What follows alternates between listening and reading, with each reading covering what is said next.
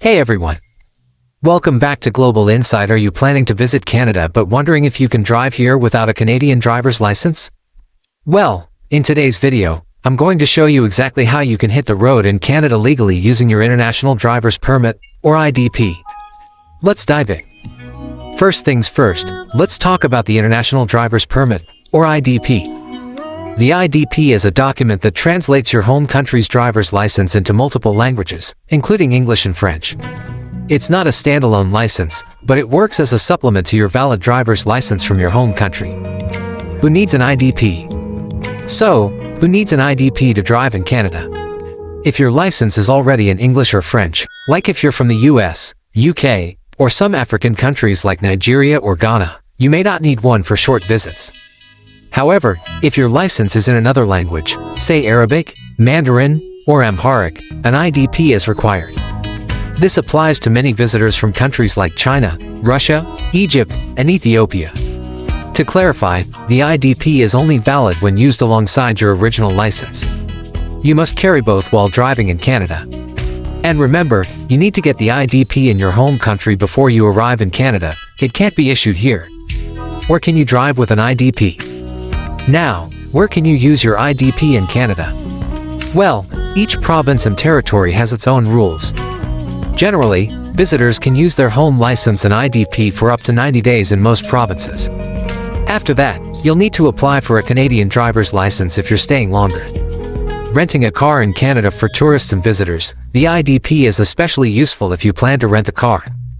Many rental companies in Canada require an IDP even if the provincial rules don't. So it's better to have it just in case.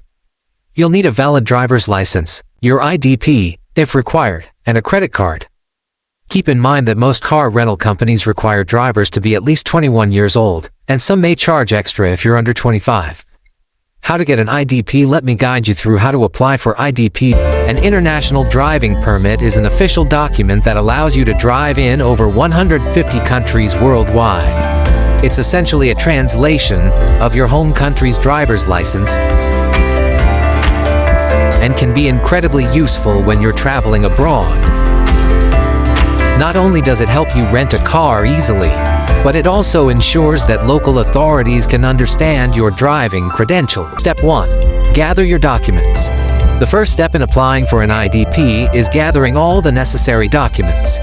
You'll need a valid driver's license from your home country, a passport-sized photo, a completed application form. We'll get into this in the next step. Make sure your driver's license is current and not expired. The passport-sized photo should be recent and meet standard photo requirements. Having these documents ready will make the process much smoother. Step 2. Fill out the application form. Once you have all your documents ready, it's time to fill out the application form. NationalDriversAssociation.com. On a link to the application form, click on it and start filling in your details. The form will ask for basic information such as your name, address, and driver's license number. Be sure to double-check all the information for accuracy. Step 3. Submit your application online. After you've completed the application form, it's time to submit it online. Simply click on the Submit button at the bottom of the form. You'll receive a confirmation email shortly after submission. This email will contain a reference number that you can use to track your application status. Step 4. Pay the required fees. The next step is paying the required fees for processing your IDP.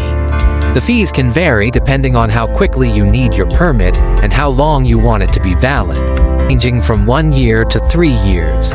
You can make payment using major credit cards or PayPal.